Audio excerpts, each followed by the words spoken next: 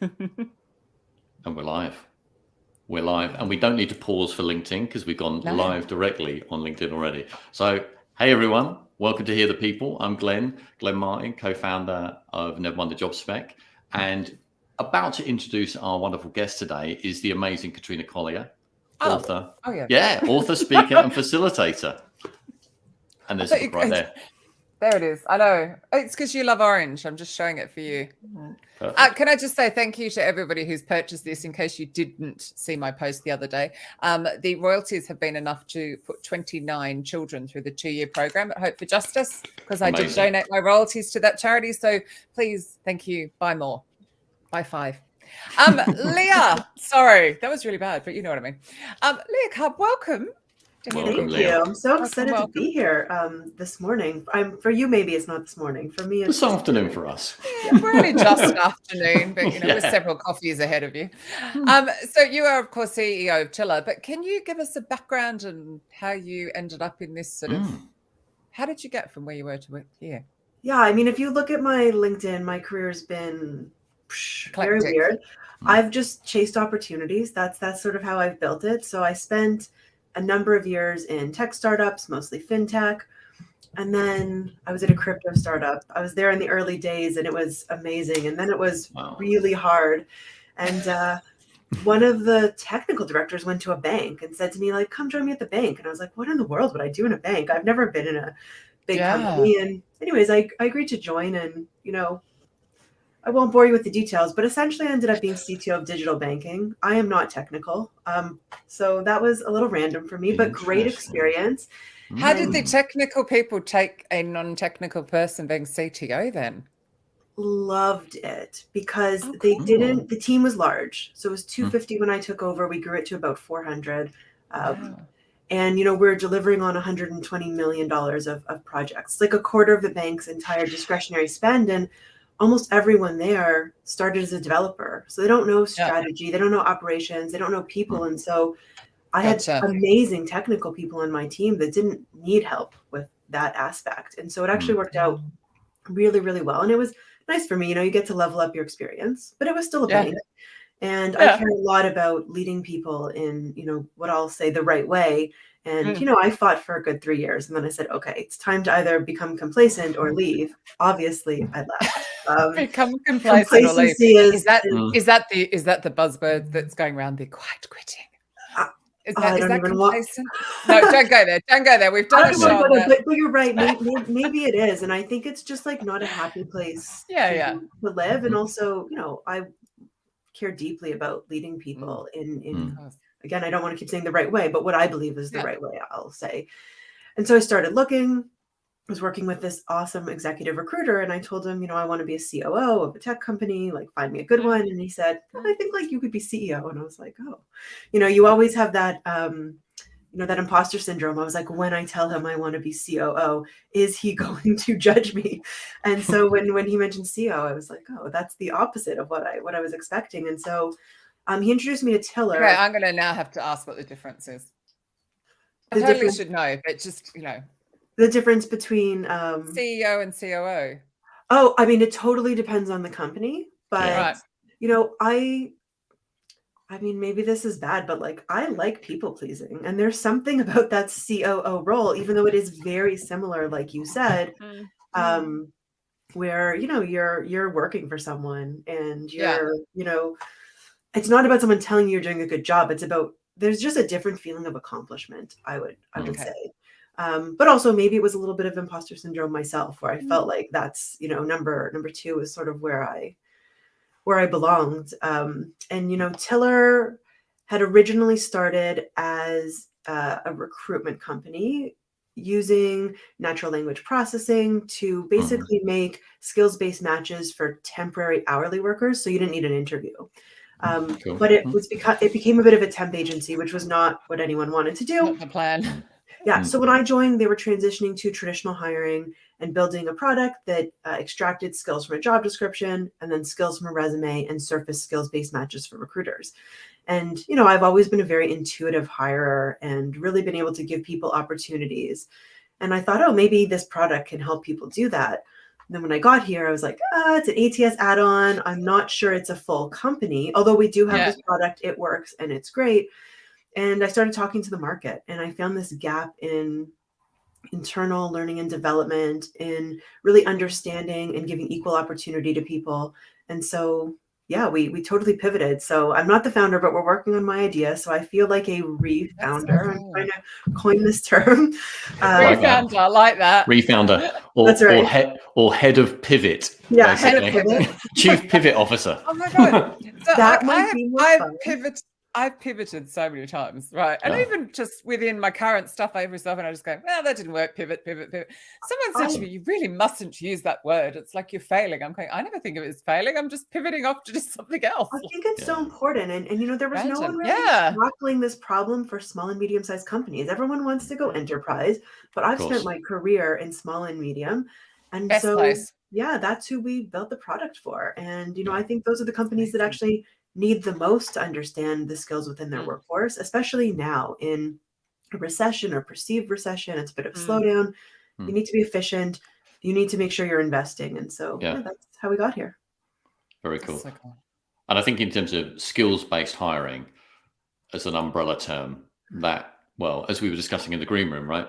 When you started to sort of launch some LinkedIn posts around this, you got quite a different reaction from perhaps the broader community. So just to re-clarify. Actually, can I just say something quickly just before we go there? Because I'm about to pull that post on LinkedIn. For the people who are watching on LinkedIn, we cannot reply to your comments. So there is a link there to Crowdcast. So if you come over here, we can actually reply to any comments that you write in the chat. So if you want to come in and just warning you. Yeah, it's such a silly LinkedIn. Bit of guidance.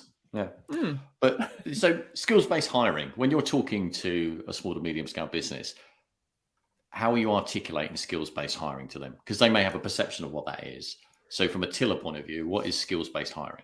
Yeah, and I think the perception is an important thing to talk about, because I think that's where the controversy on my post came up. You know, I put up a post about moving to skills-based hiring, something I thought would be positive. It's more diverse, it's more inclusive, it's more equitable. And people were just like, this is the same as a resume, or, give me my document. I want my document. Yeah, like anyone who's not doing this now doesn't know what they're doing. And I'm like, I don't think people understand yet what it means. And it's interesting, because as someone who reads like everything that the McKinseys and Deloittes and Josh Bersin's of the world are putting out, I mean, they're all talking about skills-based, but people still don't understand it. So what it means is that we're really looking at people as a collection of their skills, and you're barely even looking at job title or where they gain that experience. You're really looking at, you know, what is it that this person's done? And what we've done in our platform is we're not even just looking at the skills from your job experience or your education. We're looking at volunteer experience and life experience, because when you break people down to skills, you can really understand what has this person done in their life. And when we talk about things like, I hate using this term, it feels so buzzy, but leveling the playing field, you know, if you're not allowing people to bring their whole selves to work or to a job interview, how can you really be equitable and inclusive? You know, someone might have been in university paid for by their parents. Someone else might have been battling homelessness with their family. And who gained more skills during that time? I mean, I have an undergrad in poli-sci that I always loved working. I barely went to class. You know, I learned skills like how to, you know, excuse the language, bullshit my way through an essay and still get a good grade. And that's a great sales skill. You know, you learn to read people, and, you know, they like big words. You right click on that thesaurus and give them the big words and get a good grade. So there's skills, but I think we really need to look at what are people going through in life. See, I went to university when you couldn't actually, much as I never finished, right click. And maybe that's why I never finished. I couldn't right click and use the thesaurus. Yeah, it's way harder. We were not yet on laptops. We were on typewriters, if you were lucky, and handwritten mostly. Yeah, I'd love to tell you that's not a real story, but I actually had a professor that if you did that, you'd get an A on every essay. Yeah, it's crazy, right? So, I mean, in terms of kind of companies that are sitting there like, hey, well, look, sounds like a great idea, but actually the way we promote and identify talent internally works really well. Basically, we get them to work in the job for 3 months and then we tick a box. How is tilr gonna change that? Because that works for us so far. Yeah, and so I'd say they think it's working, but it's like 100% not, probably not strategic. Like, you're not promoting the right people, so you're not having the most success as a company, and it's obviously not equitable. So what do? I mean, and I think it's so important. There are platforms out there that will build skills profiles with AI. This is not the way to do it. If you're inferring skills based on job titles, like you're not getting a full skills profile. We don't do it. Don't get me wrong. We have some automation. We have some natural language processing in there to help, but we walk every single person through an onboarding to build their own skills profile. And as I said, we look at job, education, life, and volunteer experience. And you're like, oh my God, that's going to take so long. It doesn't. It takes like 20, 30 minutes. It's not a long thing to do. And it's so interesting what you're saying. Sorry, I'm just thinking about, but I totally forgot to remind you about this today. And yet here you were, and you said, no, I'm organized.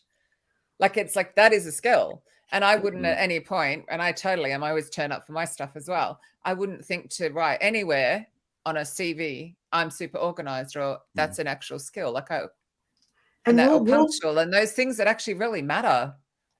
And we'll help you get to that. Yeah. And we've also got a great way of doing proficiency. Proficiency scales usually go from beginner to expert.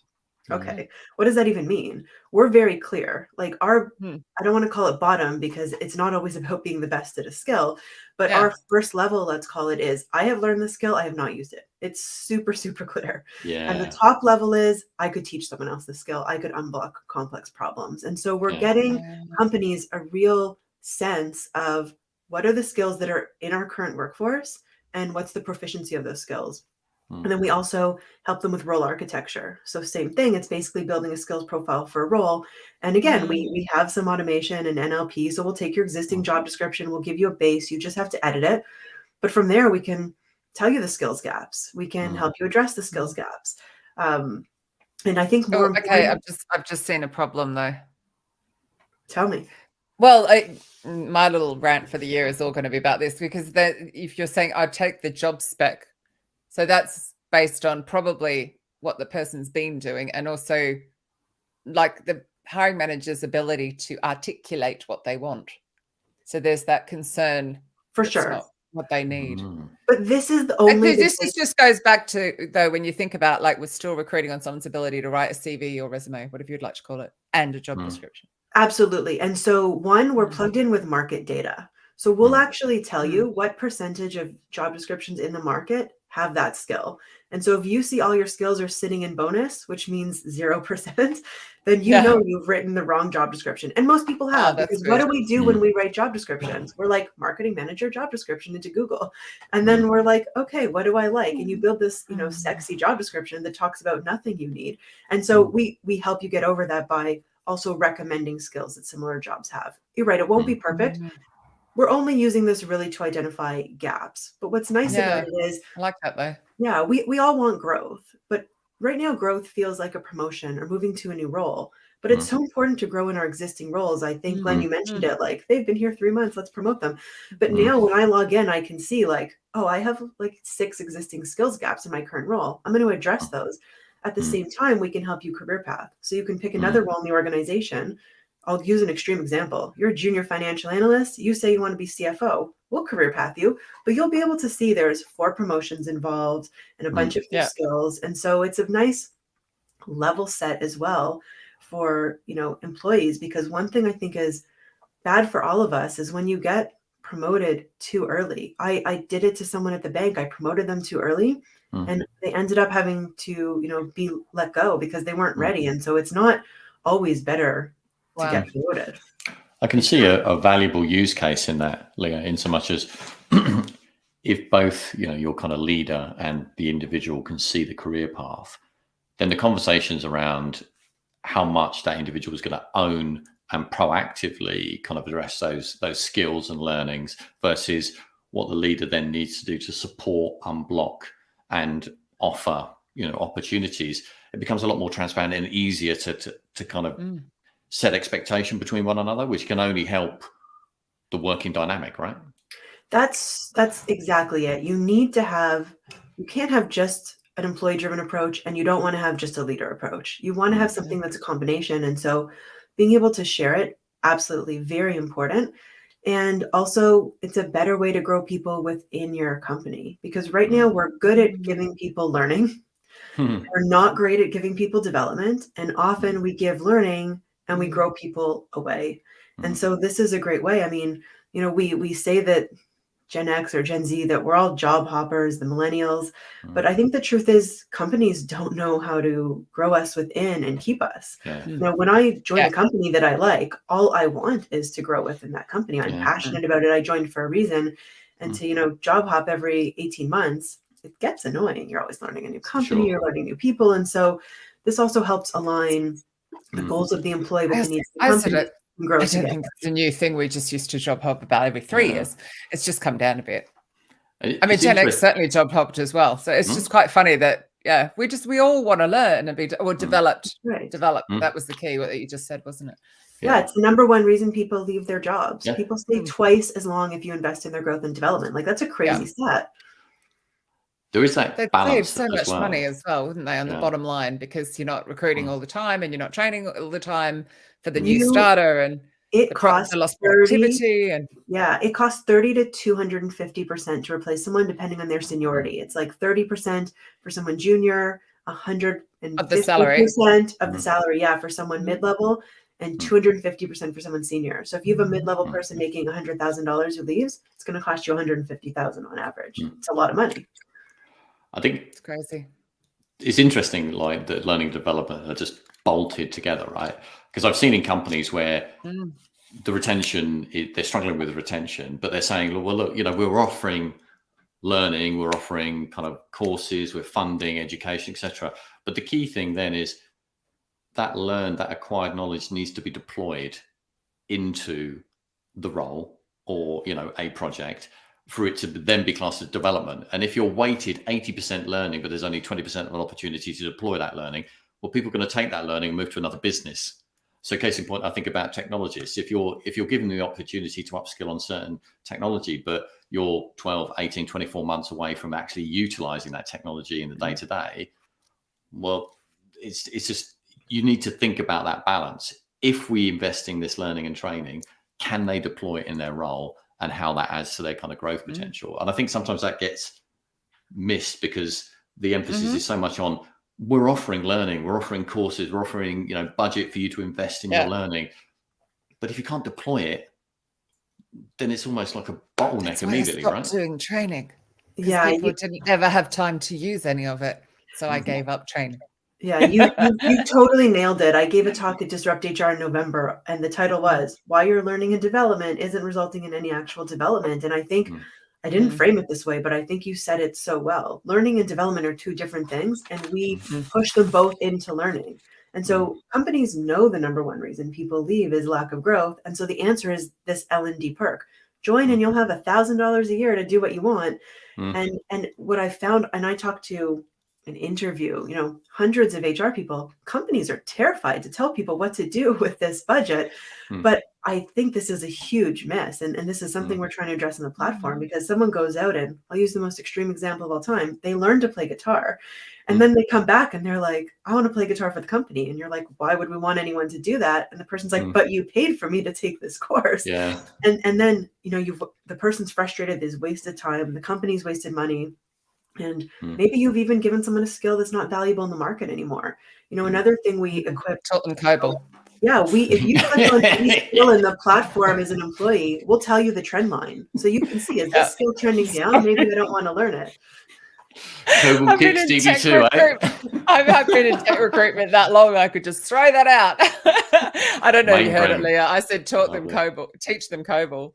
Because back, you know, it was, Yes, Debbie, you can totally still jam. Yeah, that's true. There's also this piece, because we're talking about kind of maybe operational people here, but equally in the leadership space, right? If you invest in them going on, you know, kind of training courses, exec coach development, and there isn't perhaps the philosophy of leadership within the pre-existing business for them to actually utilize what they're learning, training, and shaping their leadership style to look like, again, you've kind of given them, you've invested in them, but they're never going to be able to utilize that. So immediately you've shaped a future leader and said, go somewhere else, because you won't be able to do that here. Yeah. And listen, it's okay some of the time to train someone for someone else, because someone else is training someone for you. But you don't want that happening 80% of the time. You want that happening maybe 20% of the time. And I think as a society, and this is a way bigger problem, skills gap's a real issue. I mean, to give you guys a bit of a maybe hopefully not boring history lesson, in 2007, the World Economic Forum and Oxford Economics predicted 45% of jobs would be eliminated due to automation. So we lived assuming that would be true, but then that just didn't happen. Instead, jobs changed, skills changed. The pandemic and digital acceleration and AI only, pushed it even further. I would argue that it's changed jobs for the better because the mundane tasks can be taken away and the human tasks are now elevated, but we're not ready for it. Like 43% of companies are already reporting a skills gap. And this is my favorite mind-blowing stat. This is US stat. So US alone, that there's going to be 8.5 trillion of unrealized revenue by 2030 because the skills gap is so big and companies just won't be able to have the skills internally to compete and serve customers and do what they need to do. So I think there's also a societal issue here about training people. What kind of skills are we talking about? Yeah, it's interesting. Technical skills are still obviously important. It's the human skills. Yeah, it's totally human skills. Sales is a great example. There are parts of sales that can be automated. A bot can do your research through ChatGPT and send emails for you, and that's great. But once the meeting is booked, they want to talk to a human, and that human needs to. Don't encourage that, please. Yeah. I see some of the results coming out of ChatGPT, and I just see more spam going out into the world. Oh, for God! Maybe, but it's all about how creative the person is that puts the question into ChatGPT. But I think there are I'm fundraising right now, so I've been trying to research, VCs globally investing in future of work, workforce development, and Google was not getting me the results I needed, but Chat has been getting me the results, and you can ask it can you tell me some VCs that invest globally in, workforce development? It'll give you 5, but then when you say, hey, can you give me some more? It will continue to give you more. And so it's delivered better search results. So for that, it has been valuable, but you're right. I mean, it's been fun to play. But it goes back to the human skills that I think are missing, which I said actually before we came live, like the creativity and the, the being able to think of it, but maybe I need to put different questions in to get different results. I think that's my fear. Sorry, I did go off on one, but that's it. It's like buzzword bingo at the moment, that word. So. Yeah, we met with a big 5 accounting firm yesterday, and they have a lot of people in audit, but audit needs less people now. You're always going to need people in audit, but there are pieces of that job that can be done by AI and automation. And so they wanted to build a learning path to get people from audit into cybersecurity, because cybersecurity is an area that is requiring a lot of people. So, and that's a really smart thing for a company to do. How do we move people from low impact roles into high impact roles? And so I don't want to keep selling, but just with us, you build a learning plan. And when someone signs up for the learning plan, it personalizes it based on where they're already at with their skills. And that's what I think is so important, because if I sign up for a course and I'm like, but I already have 50% of these things, you get bored, you drop it. And so I think it's all about, this is back to skills based. What does it mean? It means you can personalize things to get people from where they are to where you and them want to go. I like that. By the way, just again, for anyone that's listening on LinkedIn, we can't see if you've got questions or comments because the platform just doesn't seem to share. So feel free to follow the link to come over to Crowdcast if you've got questions. Becca had a question, though I feel like we've moved past it. How do you build behaviors and values into your acquisition process? I guess that's if you're using skills. Is that what you meant, Becca, if you're still there? Yeah, I think that skills in recruiting, in my opinion, is just going to get the right candidates in front of you. The average recruiter scans resumes for 7.4 seconds. What are you looking at? Job titles, maybe where that job experience was from. If you're using skills, you're stripping away gender, you're stripping away name, you're stripping away where that experience came from. And so I think that's where skills is going to get you. In terms of behaviors and values, this is where the human comes back in, right? I mean, the role of recruiter is not going anywhere, and we all have our techniques. I know one of my techniques, because I usually am in an early stage startup, is I just try to terrify people away from the role.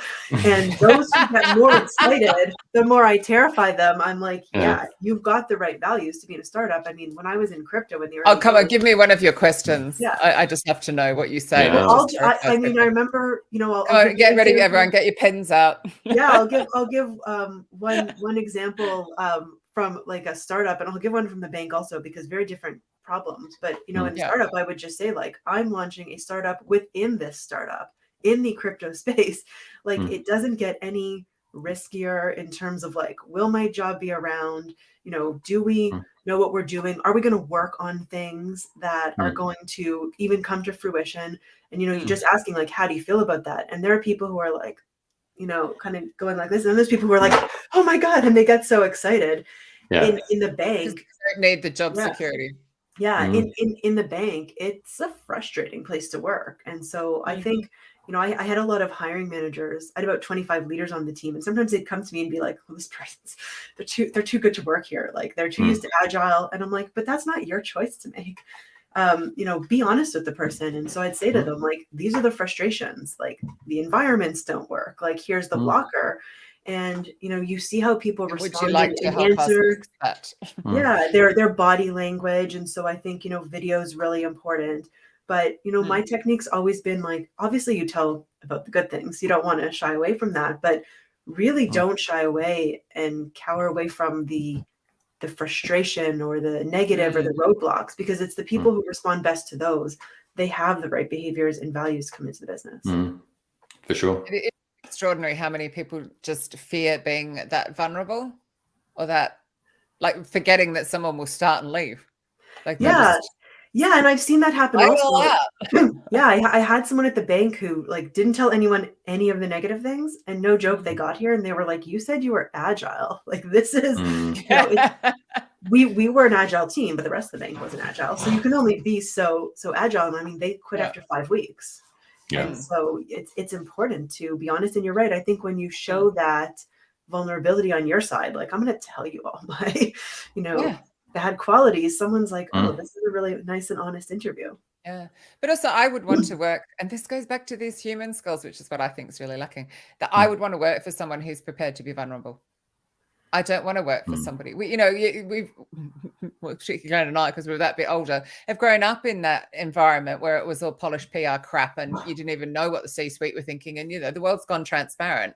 You know, you just want to know, what's it really like? Just don't waste my time. Like I'll come in if I choose to come into that organization.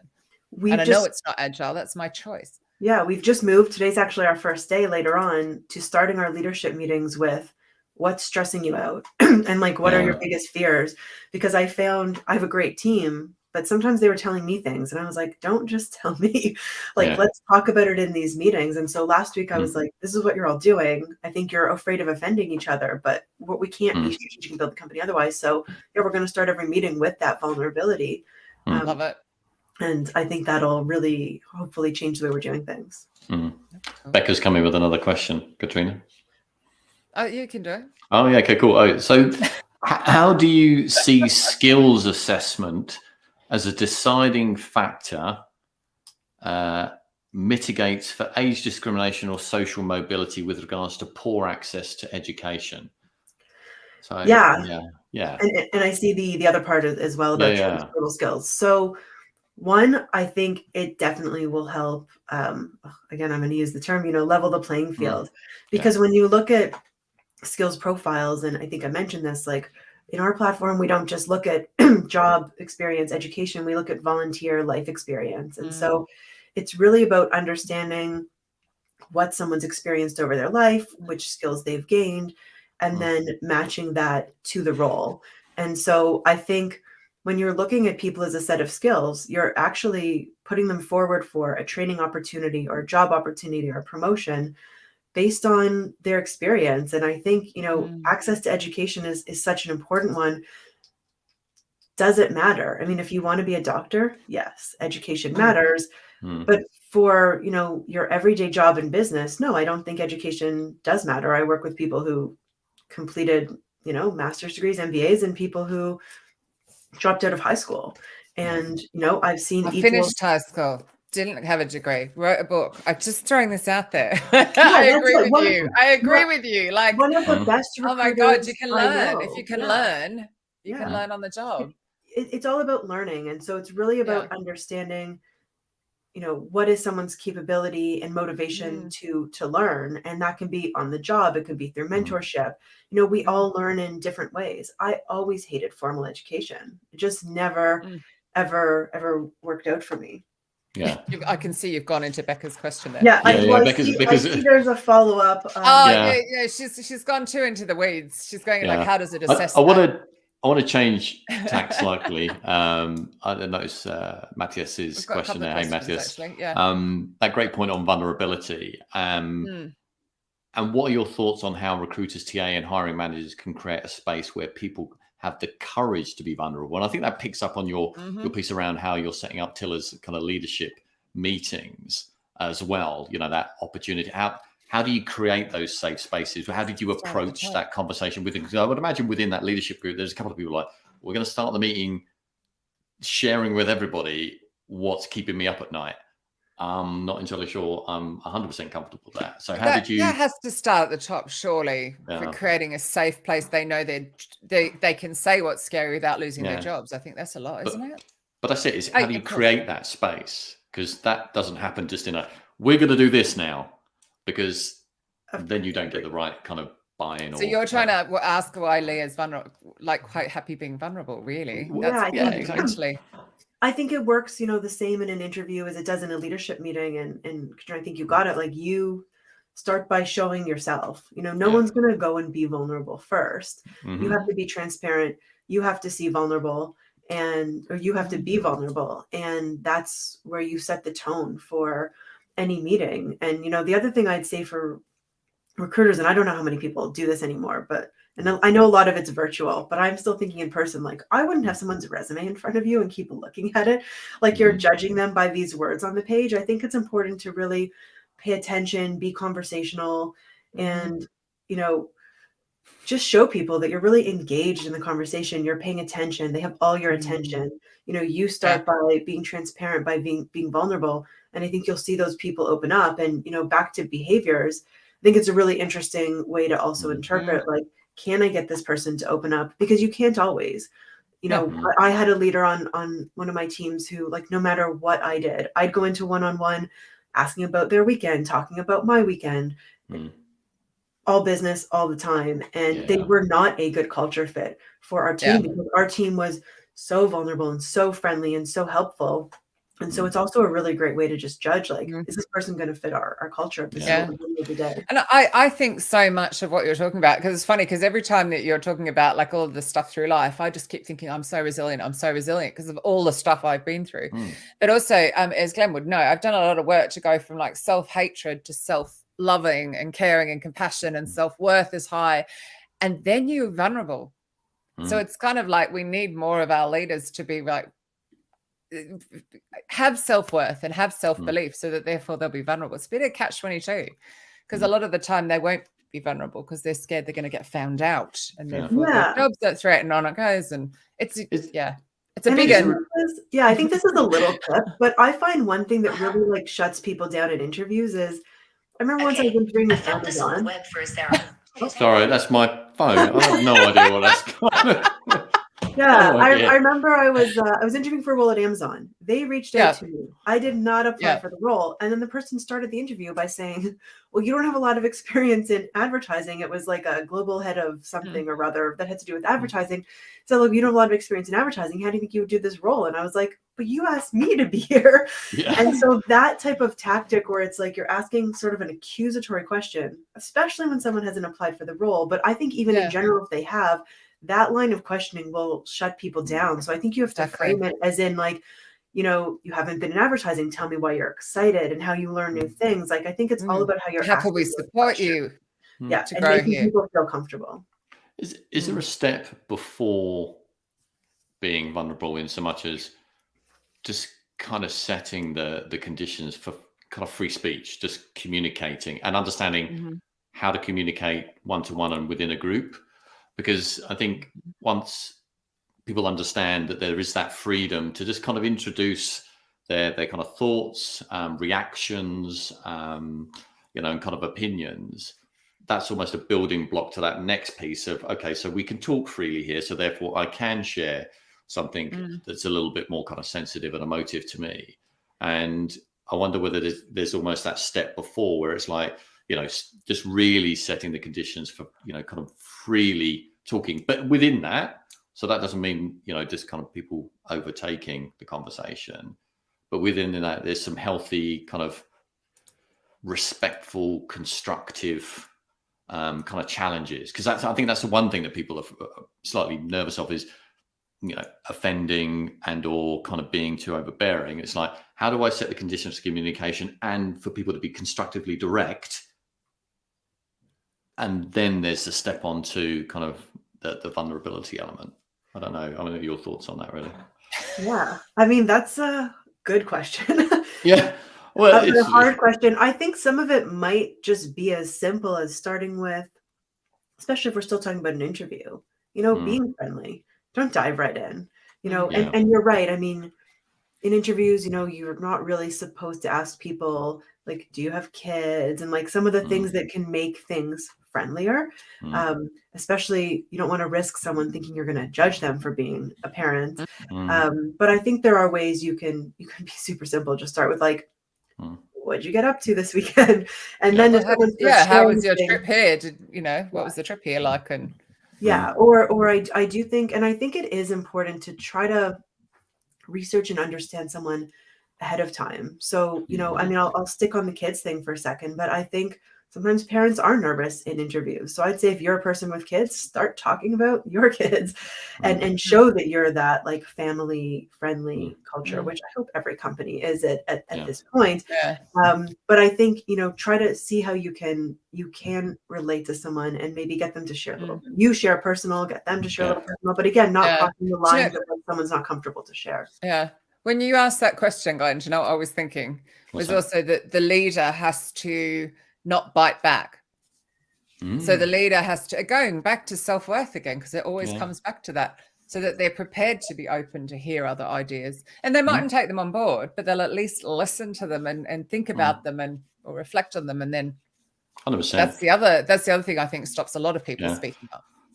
It's interesting what Leah said there around, I think in an interview scenario, it's setting the conditions to remove that perceived power dynamic.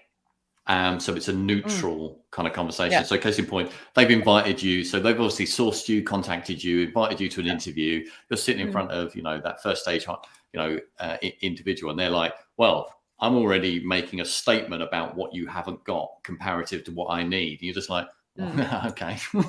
So this is how this is going to be, right? Immediately establishing that power dynamic, which actually is a barrier to a really good conversation, exploratory conversation, which is what an interview should be, right? It's about both parties being curious, exploring further the opportunity and or the experience and skills of that individual. So I wonder whether there's that. Yeah.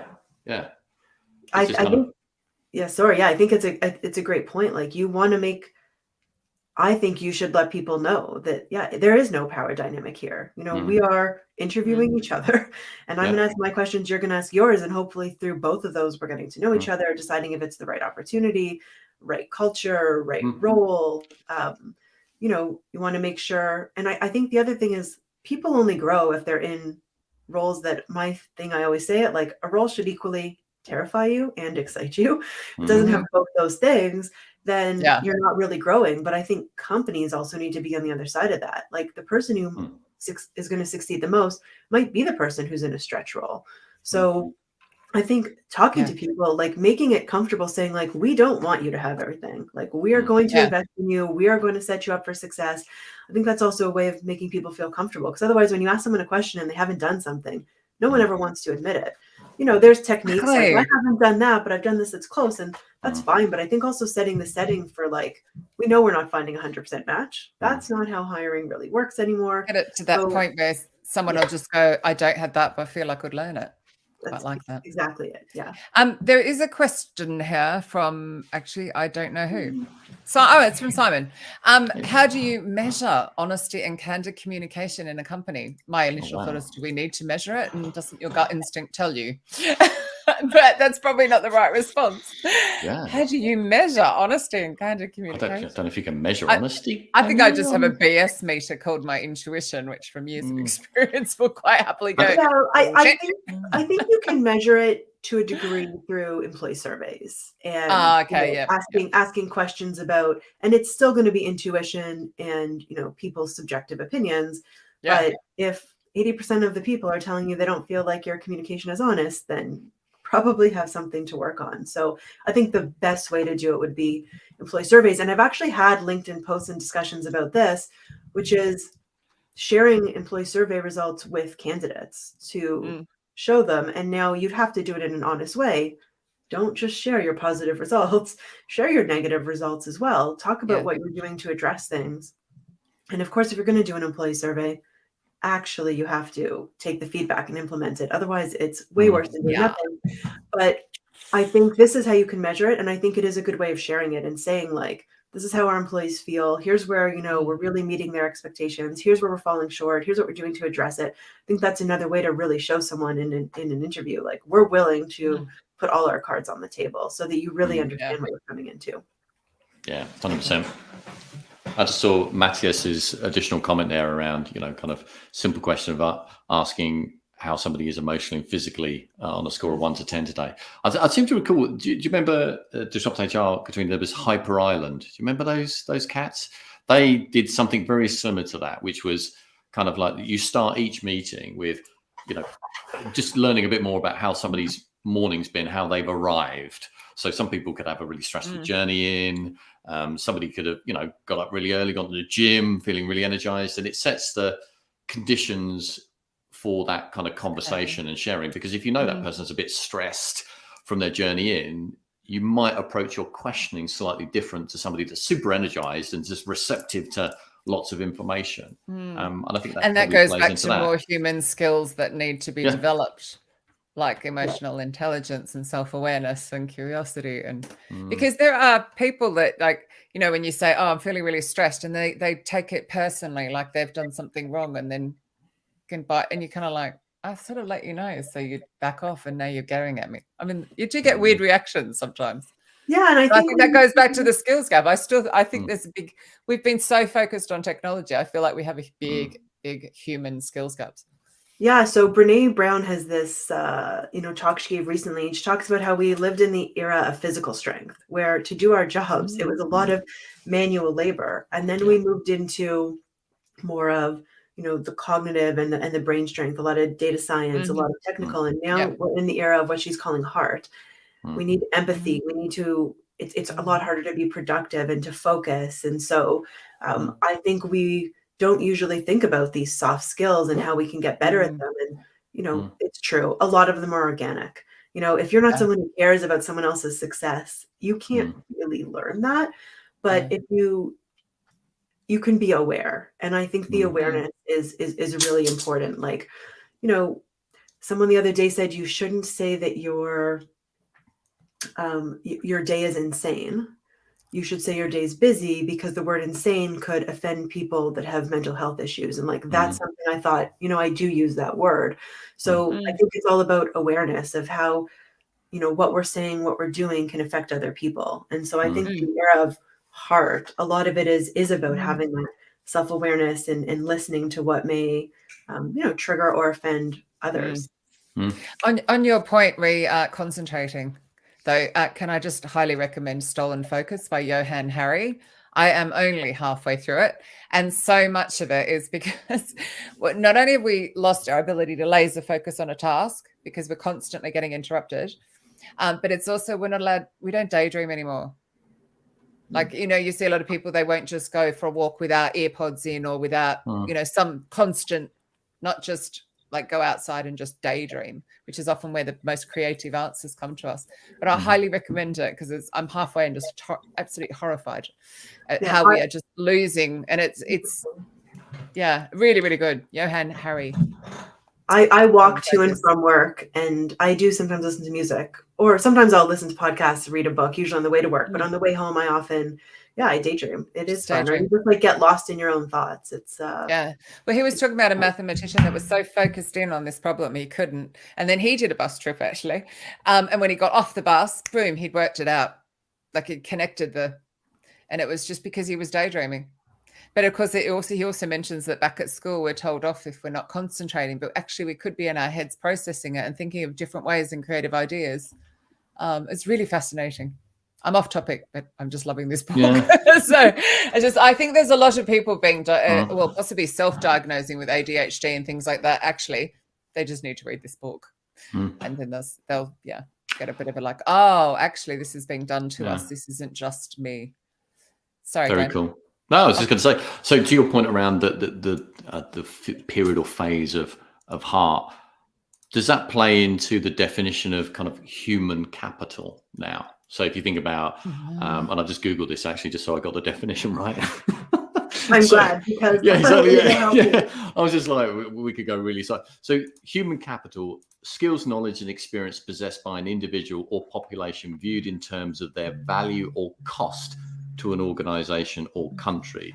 So, do you think that companies now are looking at human capital as important, if not more important, whereas maybe we've been through a period where the tech or the product or the service is the super most important thing and everything else kind of supports that? Now we're moving into this phase of human capital really builds and links very directly to the commercial growth of a particular business. Does that make sense? I think it makes sense in my mind. Except for the fact I hate the term, makes us out to be like, anyway, sorry. Yeah, I know what you mean. I think you're right. I think the people in the company are the most important. They're the ones, the customers happy. They're the ones who build the product. And I think making things more human is what matters. And I always laugh because I see companies get villainized if, they don't have remote work, but like, who runs companies? It's still humans. Like at the end of the day, we're all people. And I think, companies aren't evil for wanting people to make greater contributions, but I think the way that companies should get people to make greater contributions is by helping them achieve their goals. Like there's a lot of win-win for achieving together. I think expecting someone to work 12 hours a day is wrong. Giving someone new skills to make greater contributions that give them more meaning in their work. And I think this is where, to me, the human capital, human side of it comes in, which is like, let's all succeed together. I always read like, there's not enough A players out there. And I hate this term. It's like, the problem isn't there's not enough A players out there. The problem is companies don't know how to allow everyone to be an A player. An A player. They don't have the work for them. So therein lies the kind of reframing of how to quantify human capital based on skills, experience, knowledge, the accumulation of that, as opposed to human capital as an assessment based on a CV, a particular kind of test or process or assessment. So I think maybe the shift in how we evaluate current state of human capital, future state, perhaps is the shift that we're starting to see now. Yeah, and I think it's remembering that we are all human and, we all want to, work-life balance is not a real thing in every moment, but it should be a thing overall. But, we all want to live our lives, but we also want to do a good job at work. And I think there's also nothing wrong with companies admitting they want to succeed, but like, let's match those things together. Let's keep people happy and keep companies growing. And I think this is we just need to do it together. Yeah. I think work-life balance should be a choice, no?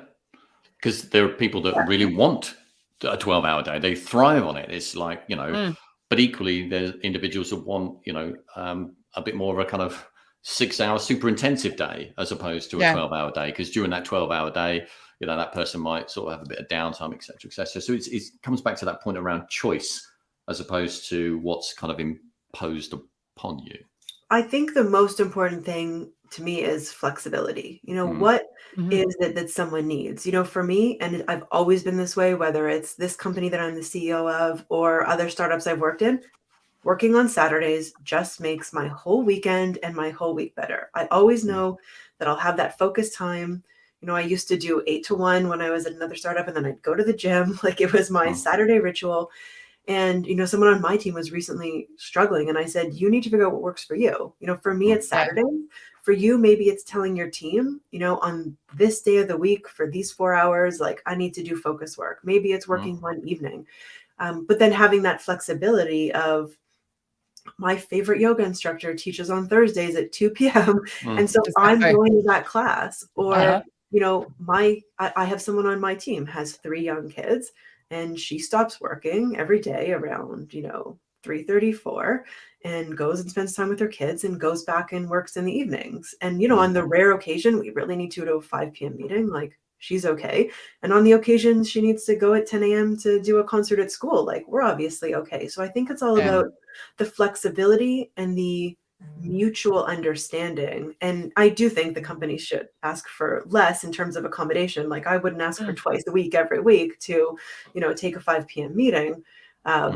But I think it's about that flexibility to fit work and life in together. And I think that's a little bit more about the balance and letting every person figure out what works for them. And I know that on those weekends where I can't make it in on Saturday, I don't have a relaxing weekend because I'm just thinking about how I didn't get anything done all week because, so I think we also need to think for ourselves, like, what is it that works for me? So I quite love this question that's coming from Simon, which is a little off piece, but I love it. Thinking about your own personal development, what advice would you give your 17-year-old self to help guide your own development?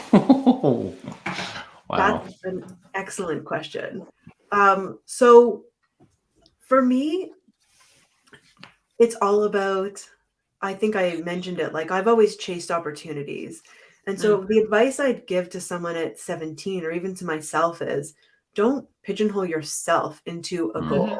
And, Adam Grant talks a little bit about this in a book. Like we start asking kids when they're like 2 or 3, like, what do you want to be when you grow up? And obviously a lot of kids are picking what their parents do or, these very common jobs. But then you start having people from a young age working towards goals without ever really knowing or figuring out why they're working towards those goals. And then we're just working towards one thing. I think, the advice I'd give to myself or to anyone is just be open. Like we don't know what we want to be sometimes until we're like, I feel like I'm just figuring it out and I'm about to turn 40.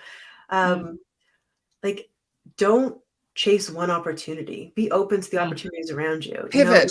Pivot. Yeah, exactly. Pivot.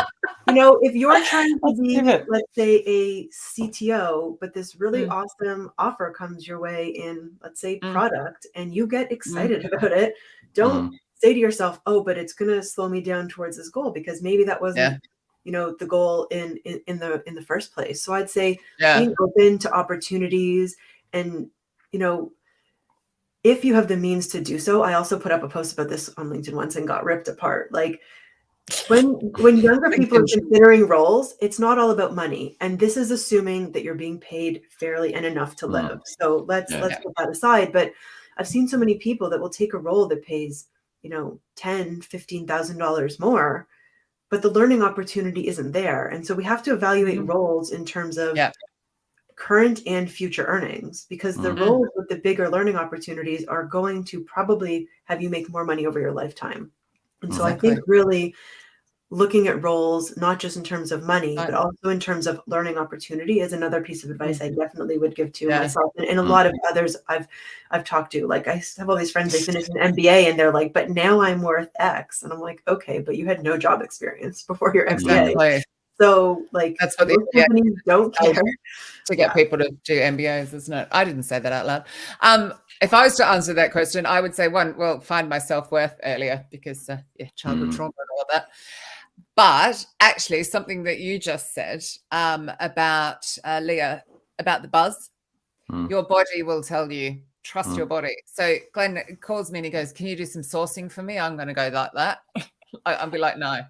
But if you said, can you come in and sort some hiring managers out? I'd be sitting bolt upright. Like, so follow the energy. Like your body will tell you. So if, like Leah was saying, if it's a new role, it's a bit on that edge, but you're sitting bolt upright, then you follow that always. It just, I wish I'd learnt that earlier. That would have been amazing. I wouldn't have done many jobs.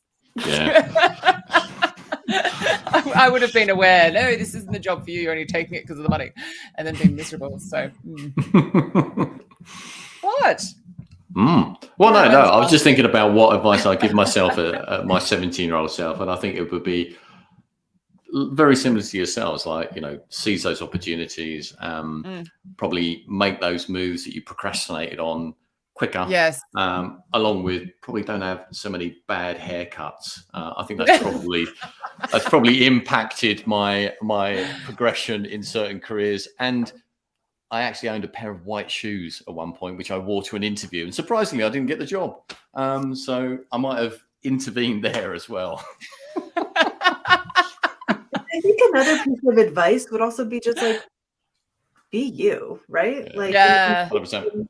you know, I think if you're having to change who you are to get a job, you're definitely not going to be happy there. And I think it's so nice. We're living in a world where, like, you know, now people have all different types of haircuts and colors of hair and tattoos. And I think, like, yeah, we're getting there. This I helps. mean, we are talking with a very Western perspective, of course. Yeah, it does depend where you are in the world. Right. But I mean, yeah, all my tattoos are hidden right now, but you know, I would have, if it was summer, you know, I'd go to an interview and you know. But I think 100%. that's the joy of the fact there is that sort of startup, scale up space as well. So there's a lot more flexibility there compared to a traditional corporate, and you know, your bank where you would probably have to cover up your tattoos depending on the bank. You know, I mean, challenger banks are quite different. Yeah, I didn't when I worked at the bank, but in tech, there was this like unwritten, not rule, but like just this like unsaid thing that the more casual you would dress in technology, the smarter you had to have been. So yeah, we were, you know, tattoos out. And, but I mean, almost everyone has tattoos. It's so amazing. I don't even know if that's something that people get judged on anymore. It is quite extraordinary though. If you just go back just 100 years and look at how we all used to have to dress and how different it is now. Yeah. It's like, yeah, it's quite amazing. Right, we have 4 whole minutes left, which is just insane.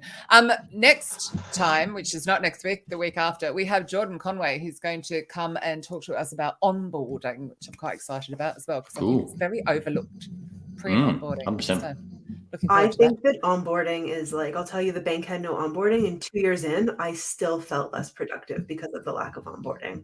Wow. That should be a really interesting discussion. 100%. Wow. That's horrific. It's something like 50%. It's not that high. I have the stats somewhere in the Robot Proof Recruiter. Like the percentage of people that decide if they're staying or going in the first week. It might be like 34% or something. Yeah, I mean, this is even minor, but like at the bank, there's 8 million acronyms. Like someone needs to teach you those acronyms early on, or you don't know what anyone's talking about for a long time. You're like whole other language, right? Yeah, you're just like texting people during meetings. You're like, what does this mean? What does this mean? Yeah. What is this? Oh, that's annoying. Very annoying. Very cool. If anybody wants to get in touch with you, what is the best way, Leah? Yeah, I mean, I put out a lot of content on LinkedIn, so feel free to, you know, give me a follow or send a connection request. And yeah, if anyone has and obviously say that you heard her here. Of course, yeah, let me know. And you're also free to email me. It's just Leah, Leah, at tilr.com. Nice. Easy. Easy. And if you're any VCs out there looking to invest in a please get in startup, touch. then open to that conversation. Yeah, you want to buy the product, you want to invest, like, please come my way. Your DMs are open. Definitely. Ready for that conversation. Brilliant. Yeah. Very cool. Well, thank you so much for that amazing conversation. And thank you for all of the comments and questions as well, which has been absolutely brilliant. It's so nice. This is my first time doing the live thing. It's really fun to have the questions come in.